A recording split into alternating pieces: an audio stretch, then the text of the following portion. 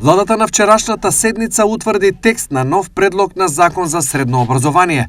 Целта е да се овозможи унапредување на системот на средното образование, со што директно ќе се влијае на квалитетот на целокупниот систем на образованието во државата. Посебна новина која што се воведува е во поглавието испити на крајот на средното образование, односно воведувањето стручна матура и влезен академски испит по завршувањето на последната година на гимназиското образование, како што е предвидено, учениците полагаат државна матура или училишна матура.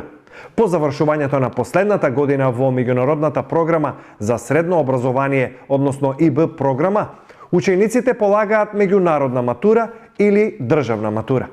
Влезен академски испит за запишување во високото образование полагаат ученици кои сакаат да го продолжат образованието на високообразовните установи, а исполнуваат најмалку еден од условите. Се запишани на 4-та година од средно стручно или уметничко образование, завршиле средно стручно 4-годишно образование и положиле стручна матура, завршиле средно уметничко образование и положиле уметничка матура или имаат решение за признавање на диплома за завршено средно образование во странство, која што е еквивалентна на завршено средно стручно 4-годишно образование или средно уметничко образование во земјава.